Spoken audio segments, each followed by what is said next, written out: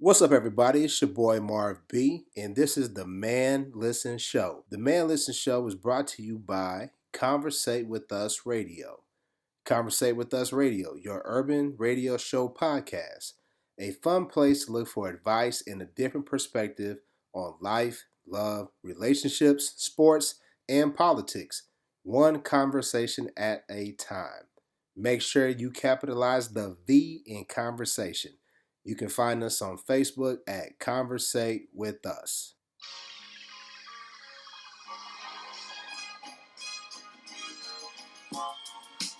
Today's episode of the Man Listen Show is also brought to you by Retro, raw elements that radiates originality. The new album by Tony Emeralds. Make sure you check out the album on iTunes, Amazon, Google Play, and Tidal. Again, that's Retro, raw elements that radiates originality by Tony Emeralds. Don't forget to put the Z on Emeralds.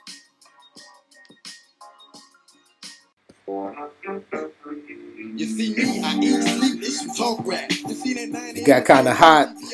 Got kind of hot last week, you know. So I thought this Juvenile 400 Degrees would be apropos. You know, a lot of people got heated, you know, based off the R. Kelly documentary and the young lady at McDonald's. So I took it way back with that Juvenile, you know what I'm saying? But let me go ahead and introduce the crew. Arika, you there? Hi, Arika, how you doing? I'm good. How are you? All right, I'm good. That music threw you off, huh? We had the music on the intro. It threw you off. Yeah, a little bit. You know, we trying to do new things in the new year. You know what I'm saying? So, Lad, what's up with you, man? What's going on, man? I'm here. The music kind of threw me off a little bit too, man. I was digging it though. Okay, come on, man. A lot of good memories. That 400 degrees. You know what I'm saying? Julie, that hot boys, no doubt. So, see, what's up with you? How you doing? Hey, what's good?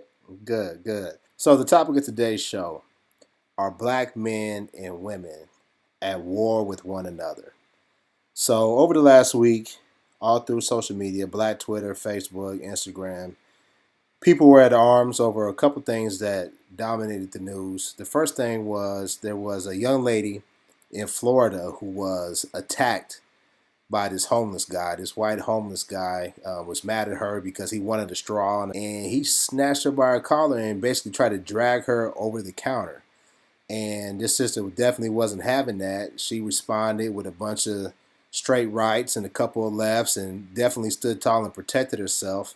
And the men at that McDonald's, her co-workers, people were a little bit upset with how they responded. I mean, there was a young black man who tried to pull her away from the situation, but a lot of people, including myself, initially thought that, you know, they probably should have put hands on the dude and helped her fight him off when he grabbed her in that way. And secondly, the thing that really had everybody heated was the R. Kelly documentary. Now, I know a lot of people said they didn't want to watch the documentary because they didn't want to be triggered. You know, they said, well, listen, we already know R. Kelly is trash. No need in us watching it. But I watched it, and it was tough. There was a lot of information that was shared by his victims, by people that were in his camp, and it really gave insight into his life and how twisted he was as a man, how he still is as a man. So, Is exactly is so.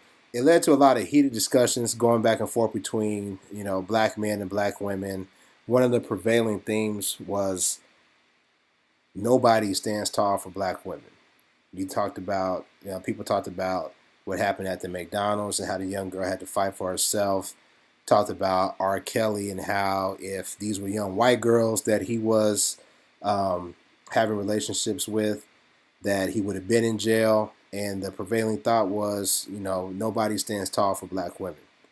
And of course, brothers like myself and others, you know, took umbrage to that because we try to do what we can to, you know, respect and protect the black woman.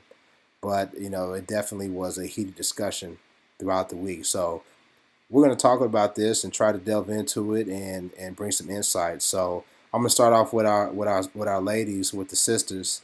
Do you feel black women are safe? in these United States? See, well, let me ask you a better question. Why aren't black women safe? I mean, I think that's a hard question to put. Like, I mean, I don't know if black women are necessarily safe in America, but I don't think it's, the fault of black men. That's typically the argument that I see a lot on social media is, a lot of black women are saying they don't feel protected by black men. And I mean, in my opinion, I think that's wrong. Yeah, that was, and that's the thing that really sort of fired me up when I saw, we not protected by black men.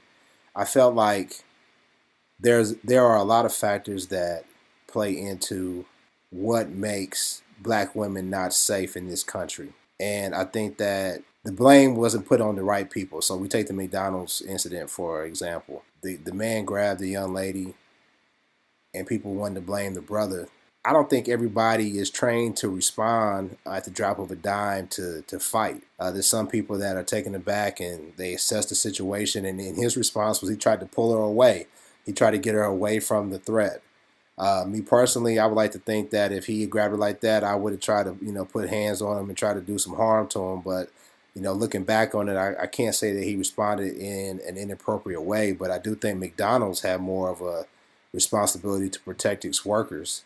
And I think a lot of that blame should have been on the gentleman who grabbed her and McDonald's for not providing a safe environment for their workers. So it's a tough situation. I mean, Arika, what do you think? I think that it's easy to say what somebody would do or should do in a situation when you're not actually in it.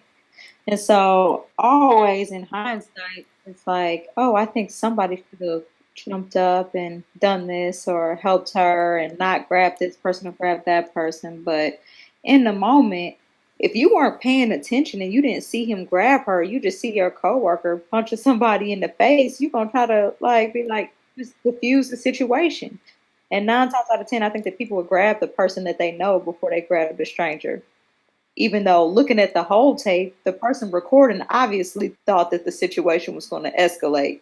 And so it's hard to imagine that other people around didn't notice that the situation was going to escalate. And so I don't blame black men. I think that definitely McDonald's should have done more. When I saw the video of where the young woman who was assaulted said that she had to call the police herself. So it's like the manager didn't even view what happened as assault against her. I think that's ridiculous. Like you saw your employee dragged across a countertop and you didn't feel the need to call the police. But He still took her a few order. weeks ago, You know that huh? he still took that Yeah, dude's order. He took that dude's order, and yeah. instead of just And dude was asking for a refund. right, instead of Yeah. immediately throwing him out and calling the police and having this taking the side of his employee, he wanted to take the dude's order. And I read it. Initially people were saying that she was fired, but apparently she was put on paid leave, and it's come out that she is suing McDonald's, which I think she should do. And but the one thing that really tickled me was her mom had put her in boxing. I could tell by the way she responded, Mhm. the way she was throwing them doors on that dude. You could tell she was trained to respond because she was ready to go as soon as he put his hands on her. But go ahead, Rick. I'm sorry I cut you off. No, I agree. I think that that's a little bit of an indication of why we should prepare our children to protect themselves in any situation.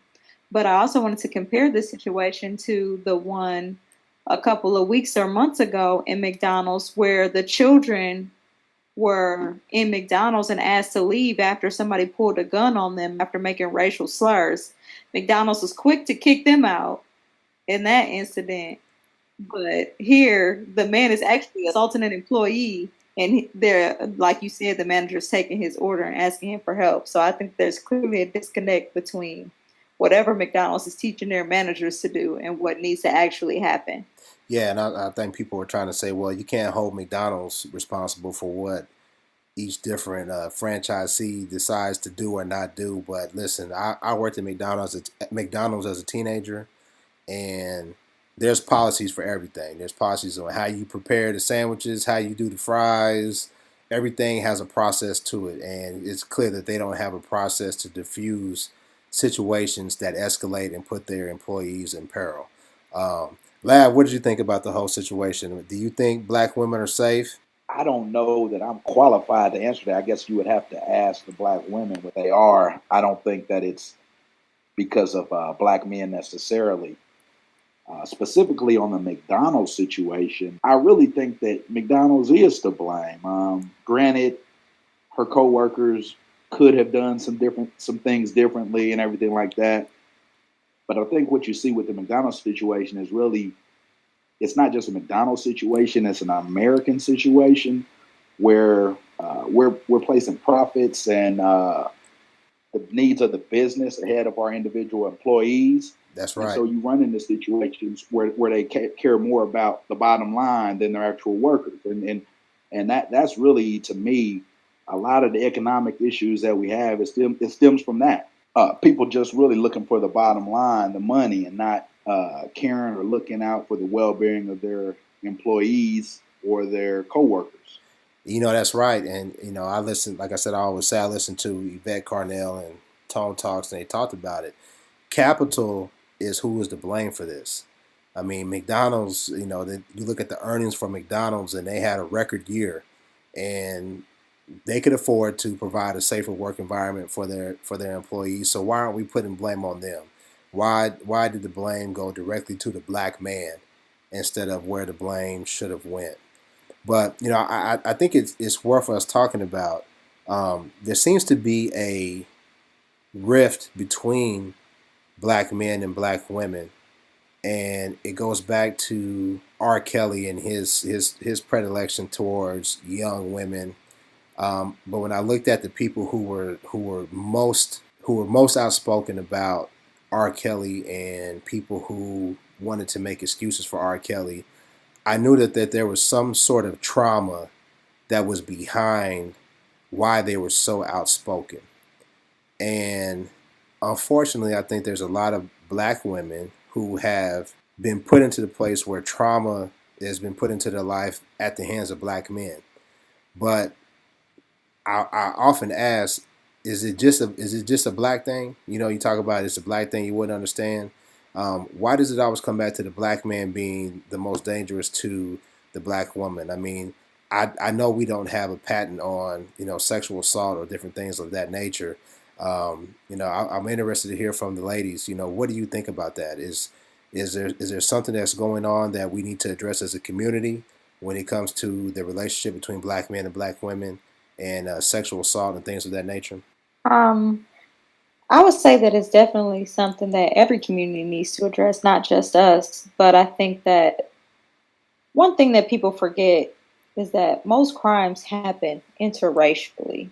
So when they say black on black crime, you can easily just as well say white on white crime because people have conflict with the people that they're most commonly around. So if I only date black men, then I'm pretty much only going to have conflict with black men. So it's not that there aren't white men out there abusing people. It's just that they're typically abusing people who date white men, which is Right. not me. So it's I like think that it's we, like I hate to cut you off, but it's like Dick Gregory said. Dick Gregory said, "Who do you think is killing Chinese people in China? The crimes happen where you live and around the people that you choose to be around." To just reinforce your point. But go ahead, Erika. I'm sorry for cutting you off again. no, that's exactly the point that I was making. So it's like people always try to categorize what issues or problems are going on in this community or that community. Every community has the same problems. It's just how we address it. And I think that the problem with us is that a lot of times some of our people will, instead of addressing the issues that we have in our community, will deflect to, well, the colonizers have these same problems. Well, the colonizers doing this and you aren't talking about that. Well, we're not trying to fix the colonizer. I'm not worried about what's going on with the colonizer and the colonizer's chicks. I'm worried about what's going on in the black community. And so if I'm worried about the black community and repairing and rebuilding and growing and developing the black community, then I have to address the issues that are going on in the black community.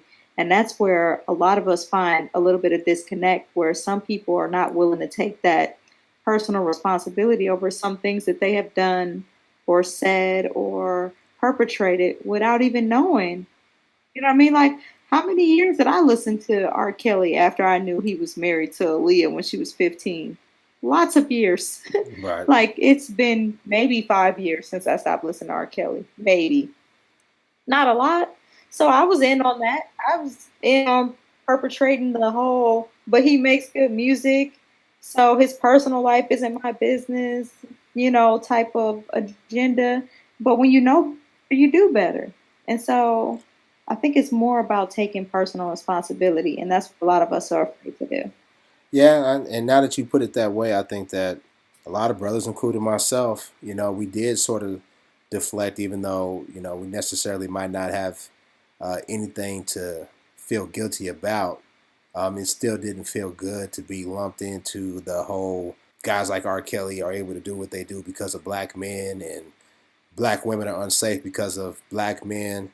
It didn't feel good to hear that, especially when you put forth the effort to try to do your best for black women. But it probably was a scenario where we should have listened and heard our women out, and then came up with a course of action to correct those who aren't doing what needs to be done, and to make sure that those who are hurting our women, hurting our children, are handled accordingly. So, see, what do you think?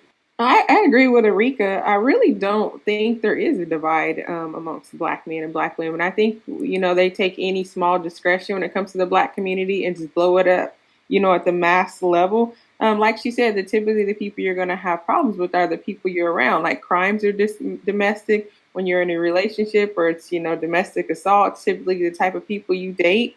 So I don't feel that there is a huge divide. I see that a lot, and I see people asking that on Facebook, and I see people going back and forth. And I just think, like, maybe just one post with maybe two or three people going back and forth is just such a small number that I don't think that we have any other problems or any more of a problems than any other community.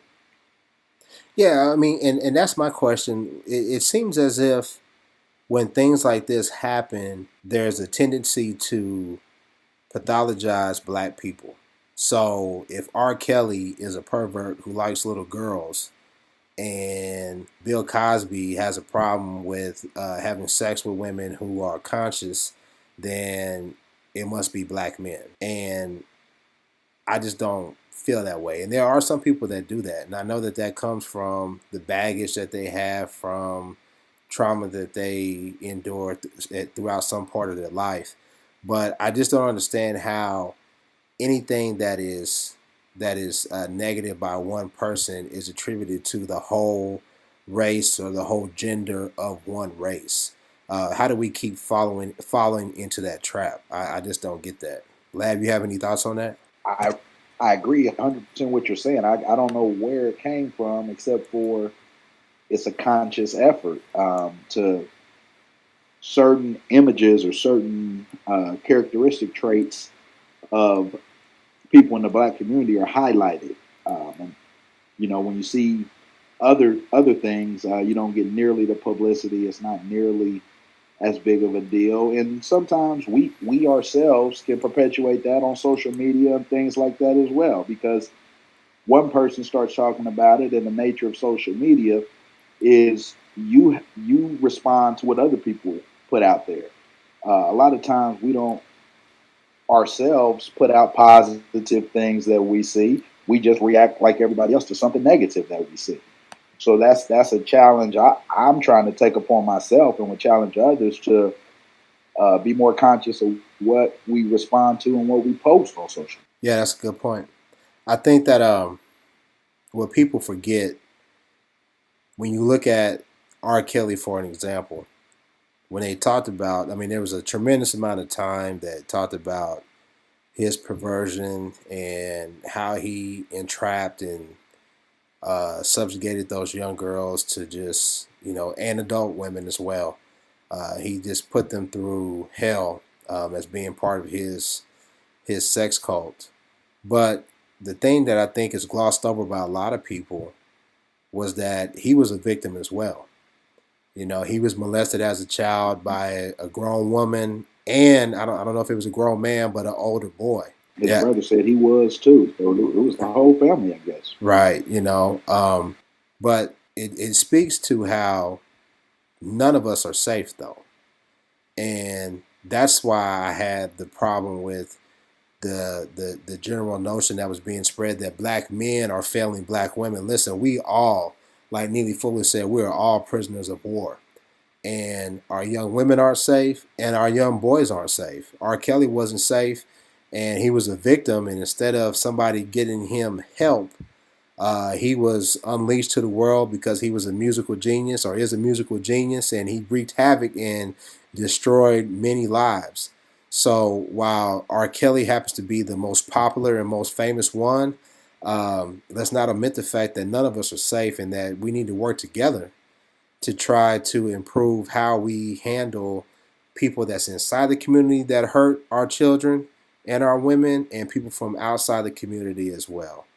So, anybody else have anything to say about that in terms of young black men and young black women and not being treated and how that affects everything else in the community? I do. I've actually talked about this in the past.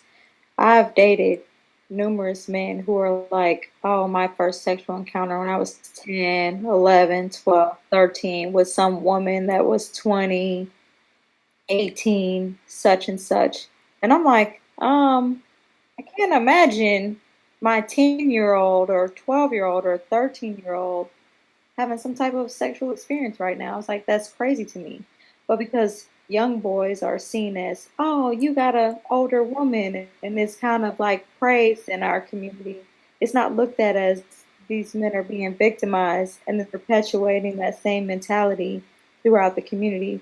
Because if they're taught at a young age that this is okay, then that's all they know. So I don't think that it's a men versus women thing. I think it's a problem of the cycle. When they say hurt people, I think that's exactly what they mean. If you've been victimized and this is your normal, this is okay to you now because this is what you've been through, and it's very hard for you to separate what's actually supposed to be acceptable from what you have normalized in your life. And then when those traditions or behaviors get passed down through person and generation, like you said, it's being made known because it's R. Kelly. But there's a post going around and saying some of you guys are still defending R. Kelly because you still defending your brother that you make sit across the table on Thanksgiving from the same child that he's victimized or she's victimized or whoever. And that's the thing. We have so much of this going on in our community, black, white, Asian, everybody, because there are a lot of people who are molested or victimized in private, and then people don't necessarily know about it, and then those behaviors continue and get passed down through generations. That this cycle is bigger than just one person. It's bigger than the music industry. It's bigger than one family. It's bigger than one community.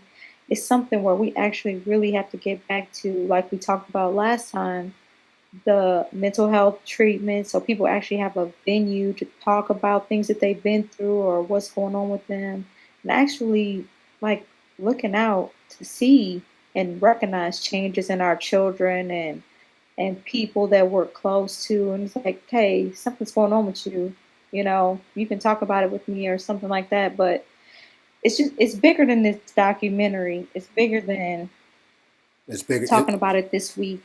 It's bigger than black men, and I think that's the point that I wanna drive home. How much of it do you think is comes back to economics? Like I've always said that when you have a situation where mom and dad or mom is raising the kids by herself and they have to put in long hours to provide for the family, and they have to depend on leaving the kids either by themselves with an older sibling or with a relative who may take advantage of the children. How much is it that that lack of supervision that is all emanates from, okay, we got to work to try to provide for the family? How much of that plays into what we see with how our children are targeted? Because I don't think that it is simply just black people, or we know other races have it, but like you said, we're worried about black people. How much of this can be alleviated if we have more of an opportunity to stay with our children? I mean, do you think kids that grow up in the subject are more in the suburbs are more safe than kids who grow up like in the PJs or in the hood? I think economics definitely plays a role into it because a lot of times when I first had my son, we left my son with a friend of the family, a homegirl, a homeboy, somebody that you trust to have kids, but how well do you really know people?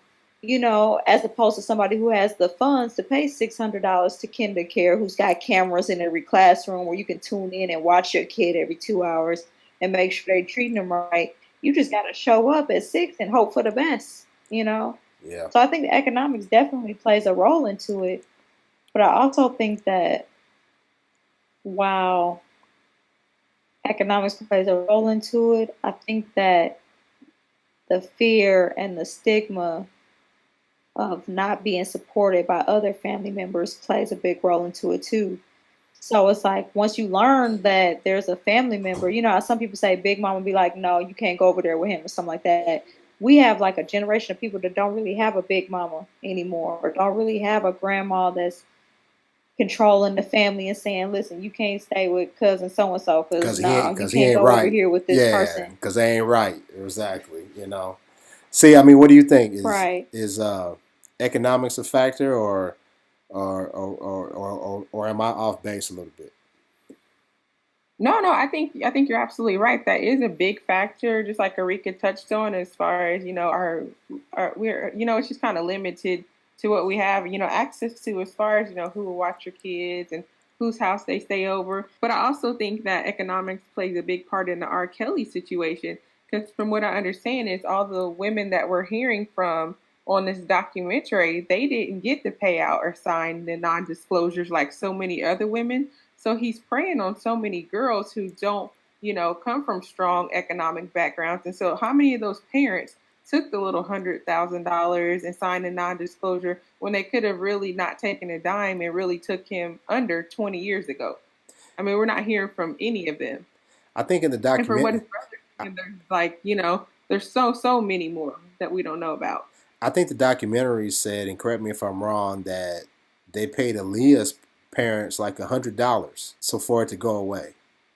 Am I wrong about that? Do y'all remember? Said $100? Yeah, I think they paid their parents like $100, maybe $1,000, something to, after the annulment to make it It go said away.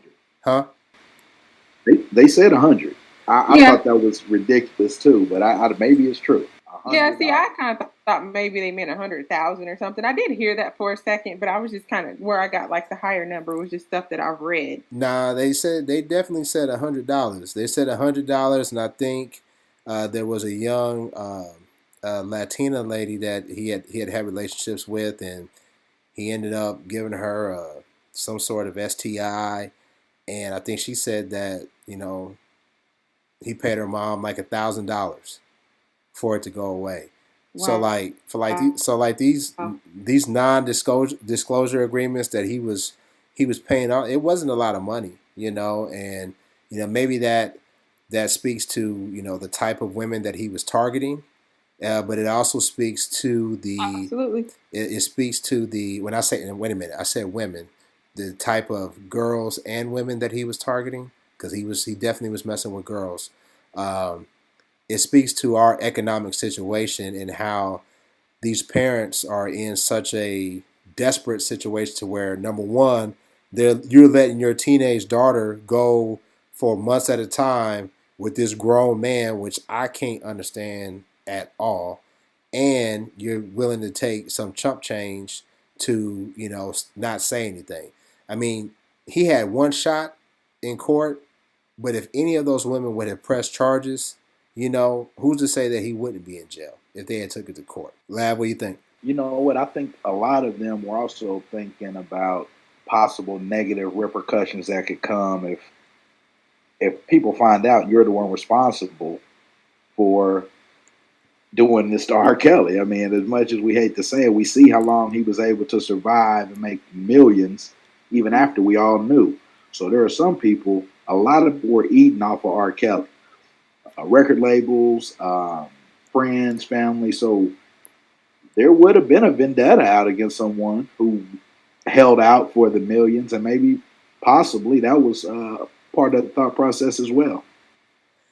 You know, I agree with you, man. But I think that what made me so sick about this documentary was that you got to do, and R. Kelly clearly was failed as a child, right? He was molested not once but twice. But the dude couldn't read or write good, and that was never addressed because he became a grown man that couldn't read or write good. He's in his 19-minute song that he Right. released not too long ago. He talked about how he got swindled out of his masters and all this. So how was this dude who Hmm. can't read and write, who can't read and write good? I can't talk good right there. But how's this dude who can't read or write good this master manipulator? He had to have people, who were enabling him and helping him do what he had to do. And a lot of those folks that were on that documentary, I didn't want to hear anything they had to say, man, because it was good when the money was coming in. But now that the Right. money is Right. dried up, and they're trying to mute R. Kelly, and he can't do his shows. Now you want to speak out, man. I'm not trying to hear none of that. I'm just not, So, I mean, and unfortunately, when you look at situations, at different points like that, and you point that out, other people start to believe that you're protecting R. Kelly or that you're defending R. Kelly, and that's not the case. You're just trying to look at it from, a logical point of view to determine who really is to blame for all of this. So, I do think that there is a rift between black men and black women. I don't think it is as large and widespread as some would like to think. Social media tends to exacerbate small things and make it seem large. Like C said. But how do we build a stronger bond between black women and black men? What can brothers do for black women to help them feel more safe and more understood when it comes to situations like sexual violence, sexual assault, harassment, and things of that nature? Believe us. Say it again. I mean, I just say believe us. Yeah, I think that the very, very, very, very small few women that bring up a false claim or something that's kind of like, I don't know about that one.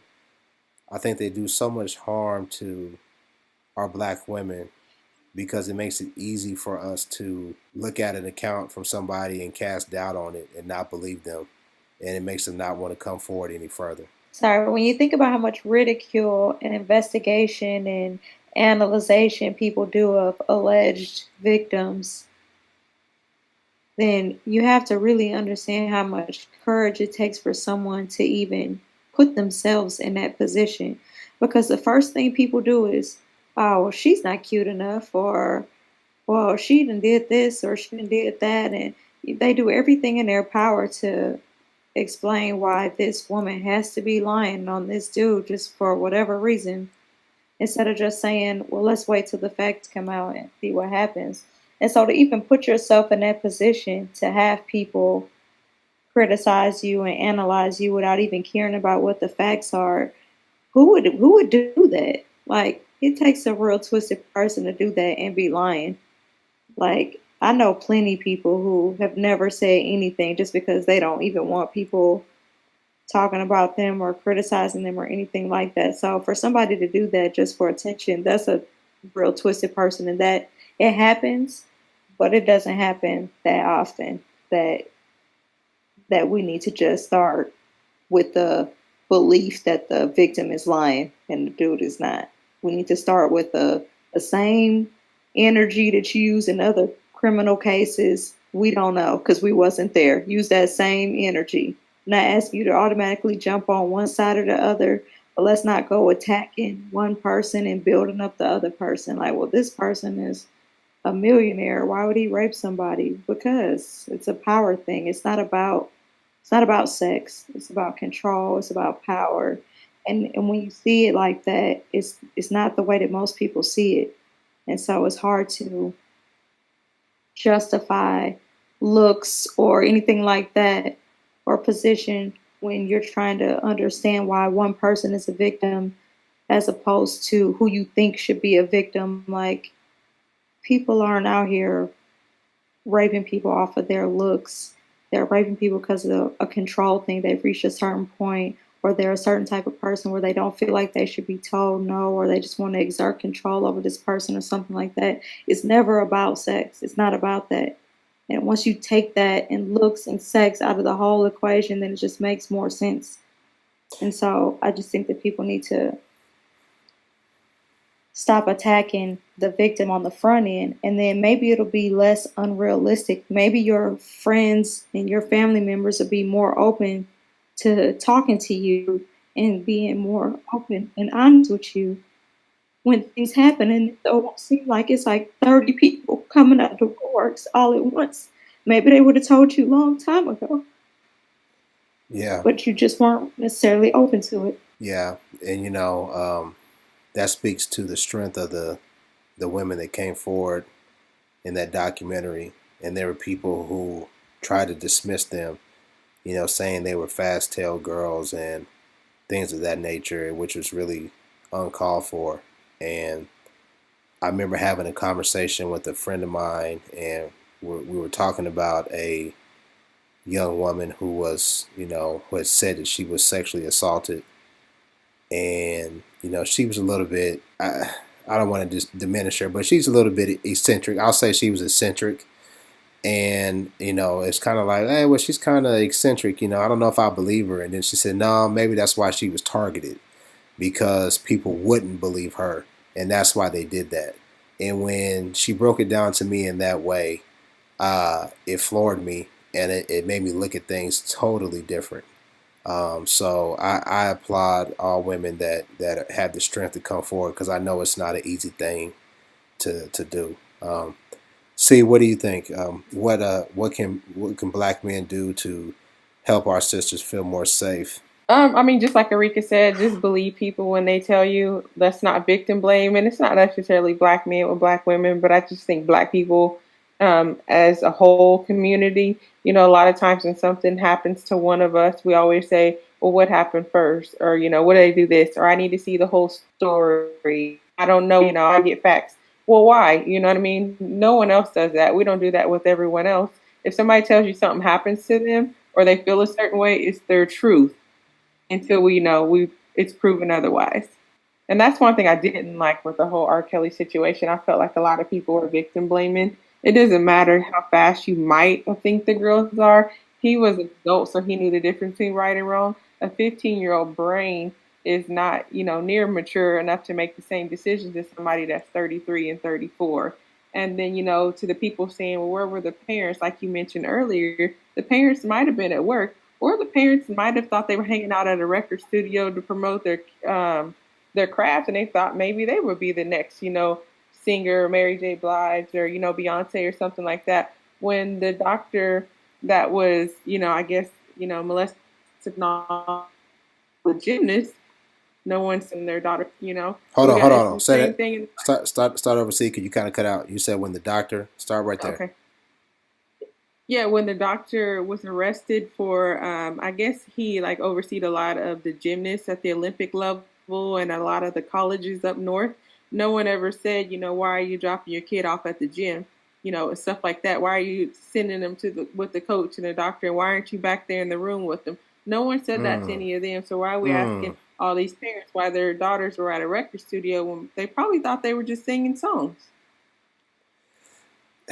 You know what? That's a good point.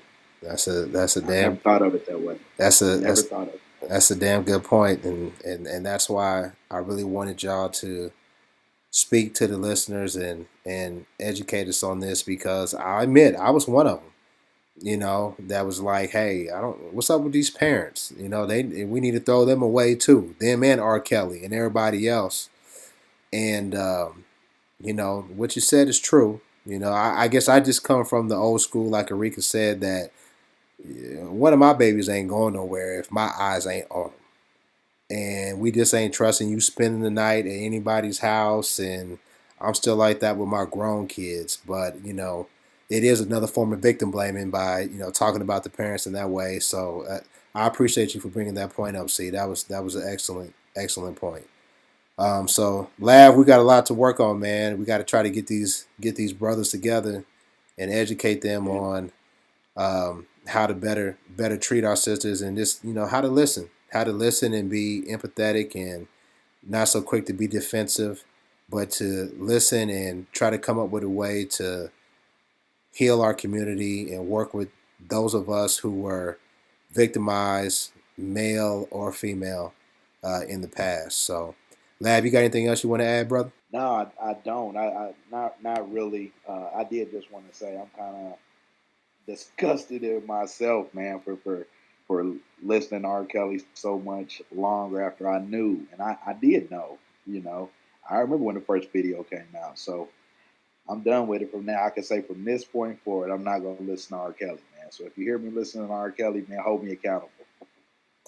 Yeah, and I'm in the same boat, man. I've been to his concerts and listened to his music, and there's really no excuse. And there'll be people that will say, seeing a video of him urinating on a young girl wasn't enough, but I can honestly say that I never watched that video because my thing was like, if it's true, it's child pornography, and I don't want to be associated with it.